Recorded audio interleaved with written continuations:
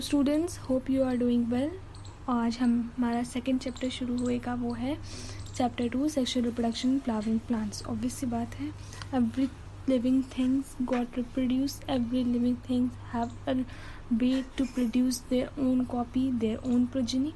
यहाँ flowering plants की बात करें, फ्लावरिंग प्लांट्स को और क्या कहते हैं? हम कहते हैं फ्लावरिंग प्लांट्स को एंजियोस्पर्म्स। ओके, तो sexual reproduction in flowering plants, sexual reproduction पढ़ेंगे, वहाँ के बारे में जानेंगे।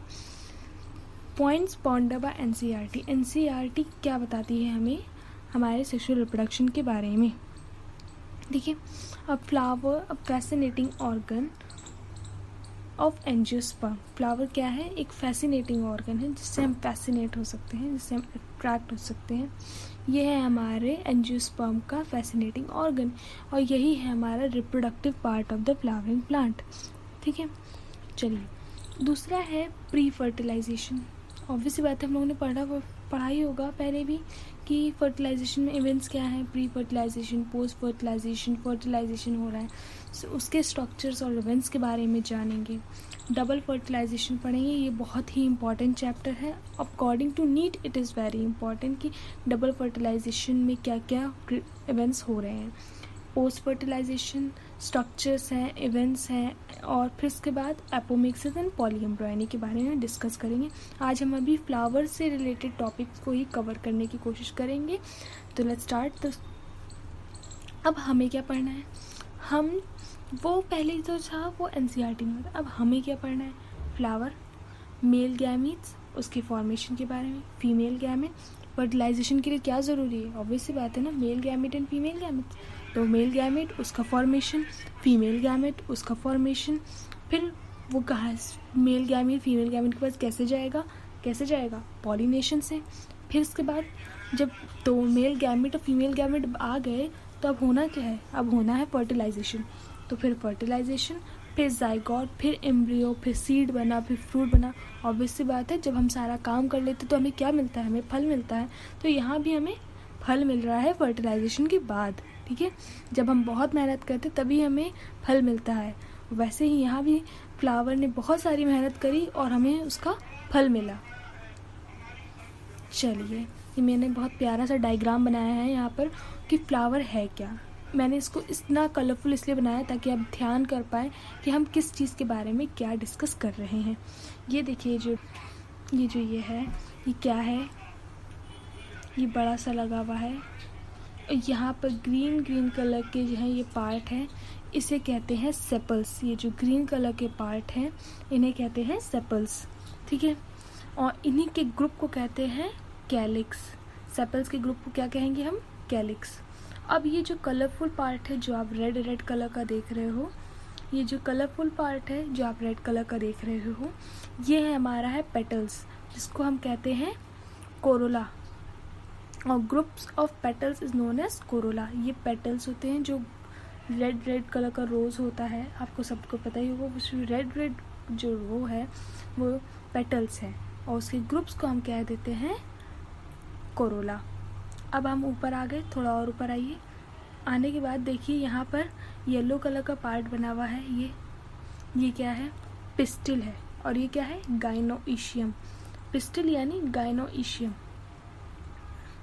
Pistil female reproductive part, gynoecium female reproductive part. ये है गाइनो से ही ध्यान रखिए, गाइनी किस लिए यूज़ करा जाता है? For female part. तो gynoecium is a female part. Now the last and but not the least, ये है स्टेमन, जहाँ हमारे मेल गैमीट्स बन रहे होंगे, और इसको हम कहते हैं स्टेमेन। मेन है ना, तो ऑब्वियस बात है मेल है। इट इज़ जस्ट, मैं आपको सिर्फ ये याद कराने के पर्पज़ से I am saying that stamen, इसको मेन की तरीके याद रखिए। It is androecium, it is male gamy, इसमें मेल गैमीटोफाइट है, इसमें मेल गैमीट बनता है। Stamen according to male, and androecium, ये दोनों ही याद रखने वाली चीज़ है, पिस्टिल गाइनोशियम। चलिए अब आगे बढ़े।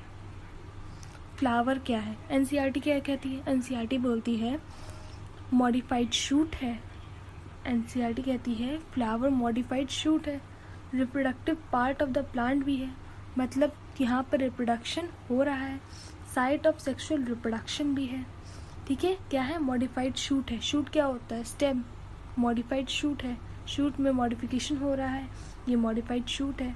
Reproductive parts of the plant है, यानी ये जो है प्लांट का रिप्रोडक्टिव पार्ट है। ये क्या है, साइट ऑफ सेक्सुअल रिप्रोडक्शन भी है, यहीं पर सेक्सुअल रिप्रोडक्शन अकर करता है। Flower consist of androecium male reproductive part and a gynoecium female reproductive part. ये तो मैंने आपको पहले ही बता दिया कि फ्लावर में अगर सेक्सुअल रिप्रोडक्शन अगर हो रहा है तो इट मीन्स क्या है, उसमें वहाँ पर मेल और फीमेल रिप्रोडक्टिव पार्ट होगा, वहाँ गैमीट्स बन रहे होंगे, तभी तो वहाँ रिप्रोडक्शन होकर हो रहा है, तभी तो वो रिप्रोडक्टिव पार्ट कहला रहा है। चलिए अब आगे बढ़े। मेल रिप्रोडक्टिव स्ट्रक्चर, ठीक है, हमने क्या करा, हमने ये करा कि वो जो फ्लावर था इससे ये वाला पार्ट निकाल लिया और अब यहाँ पर अलग से हम उसको डिस्कस कर लेंगे, ठीक है। तो मेल रिप्रोडक्टिव स्ट्रक्चर या मेल रिप्रोडक्टिव पार्ट क्या है, स्टेमन जो है वो male reproductive part of the flower है, जो स्टेमन है वो male reproductive part of the flower. अब ये स्टेमन के भी दो स्ट्रक्चर्स हैं, एक है एंथर जो कि बाइलोब्ड है और दूसरा है फिलामेंट जो कि बहुत लंबा है, देखो लॉन्ग और स्लेंडर है, लॉन्ग और सिलेंडर है। क्या है, एंथर जो कि बाइलोब्ड है, यानी एक लोब ऊपर एक लोब नीचे, दो लोब है, और जो फिलामेंट है वो बहुत लंबा है, लॉन्ग है और सिलेंडर स्टॉक है। Proximal part of the filament attach to the thalamus of और पेटल ऑफ द फ्लावर। जो प्रॉक्सिमल पार्ट है यानी ये वाला पार्ट है वो जो है हमारे थैलेमस से अटैच्ड होता है, या तो वो थैलेमस से अटैच्ड होता है या वो फ्लावर के पेटल से अटैच्ड होता है। तो एंथर का जो ये वाला पार्ट है अगर पेटल से अटैच होता है तो ऐसे कंडीशन में हम एंथर को हम या स्टेमन को हम क्या कहते हैं, वो कैसी कंडीशन है, वो है एपिपेटालस कंडीशन, ठीक है। आगे बढ़े। अब क्या करा, अब मैंने ये करा है कि मैंने वो जो पढ़ रहे थे हम लोग रिप्रोडक्टिव मेल रिप्रोडक्टिव, इसको उठाया काटा और हम आगे बढ़ गए। ये आ गया हमारा मेल रिप्रोडक्टिव, इसको मैंने साइड से किनारे करा और इसके बाद इसको इस तरीके से शो कर रही हूँ। अब मैं एक एक चीज़ आपको डिस्कस करूँगी, आराम से सब डिस्कस हो जाएगा, ठीक है। माइक्रोस्पोरेंजियम, माइक्रोस्पोरेंजियम है, स्पोरोजिनस टिश्यूज़ हैं यहाँ पर, ये थेका है, ये है कनेक्टिव टिश्यू, ये है थेका। चलिए अब हम आपको पता है ये जो छोटे छोटे आपको सर्कल्स दिख रहे हैं ये है माइक्रोस्पोरेंजियम। क्या है, ये है माइक्रोस्पोरेंजियम। ये और इसके अंदर हमारे पॉलन ग्रेन्स भी भरे होते हैं। ये जो ब्लैक डॉट दिख रहे हैं इसमें पॉलन ग्रेन्स फिल्ड होते हैं इसी के अंदर, ठीक है। अब हमारा जो एंथर होता है वो बाई लोब्ड है, ये देखिए एक लोब ये एक लोब ये, तो ये क्या हो गया बाई लोब्ड।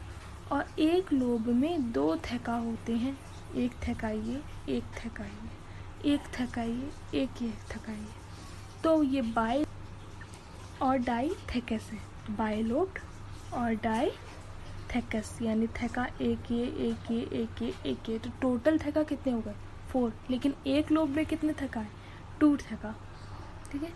यहाँ पर हमारे अंदर स्पोरोजिनस टिश्यू फिल्ड होता है और यहीं पर हमारा क्या है, हमारे पॉलन ग्रेन्स भी मैच्योर्ड होते हैं, यहीं पॉलन ग्रेन्स बनते हैं। आगे बढ़ें, अब एंथर के बारे में पढ़ेंगे। ये हमारा एनसीईआरटी का प्यारा सा डायग्राम है, जो आपने एनसीईआरटी की बुक अगर आपके सामने खुली होगी तो आप उसको सही से देख पाएंगे।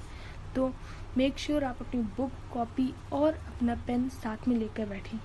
एंथर ये क्या है, बाइलोब्ड है, 2 लोब्ड हैं इसके, ठीक है, जैसे मैंने बताया था 2 लोब्ड हैं।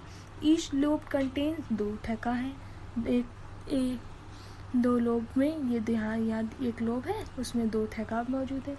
थेका सेपरेटेड बाय लॉन्गिट्यूडनल ग्रूव्स, जो थेका है वो लॉन्गिट्यूडनल ग्रूव्स यहाँ पर जो आपके हैं ये देख रहे हैं, ये लॉन्गिट्यूडनल ग्रूव्स हैं, ठीक है। Anther is tetragonal, obvious tetragonal यानी 4 है टोटल कि 1 2 3 4, तो एंथर इज टेट्रागोनल, ठीक है। Each lobe contains 2 microsporangia, microsporangium में कंफ्यूज ना होइएगा।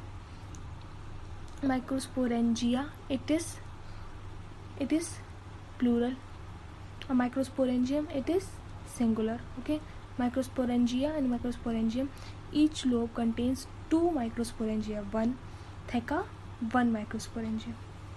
एक थेका में एक माइक्रोस्पोरेंजियम है। माइक्रोस्पोरेंजियम डेवलप्स इनटू पॉलन सैक्स, और यही जब आगे मैच्योर हो जाते हैं, जब स्पोरेजिनस टिश्यू पूरा फिल्ड हो जाता है, यही बन जाती हैं पॉलन सैक्स में। ठीक है, यही बन जाती है पॉलन सैक्स में। चलिए अब इस डायग्राम को थोड़ा डिस्कस करते हैं कि क्या है इसके बारे में। ये देखिए छोटे छोटे पॉलन ग्रेन्स हैं, जो जब भी हमारा स्पोरेजिनस टिश्यू पूरा फिल्ड हो जाता है इसके अंदर, जब पूरा स्पोरेजिनस टिश्यू फिल्ड हो जाता है तो ये पूरे कम्प्लीटली मैच्योर्ड हो जाएंगे। और जैसे ही एट द टाइम जब रिप्रोडक्शन का टाइम आता है, जब भी जो है मैच्योर होता है, तो ये जो पॉलन ग्रेन्स हैं ये डिहाइस कर जाते हैं, ये फट जाते हैं और दोनों बाहर निकल आते हैं। ये पॉलन ग्रेन्स बाहर निकल आते हैं। ठीक है, ये लाइन ऑफ डेहिसन से यहीं से जो है पॉलन ग्रेन्स बाहर निकलते हैं, और यही पॉलन ग्रेन्स जब मैच्योर हो जाते हैं और वो बन जाते हैं मेल गैमीट। इसी के अंदर हमारे उसी पॉलन ग्रेन्स के अंदर मेल गैमीट्स होते हैं।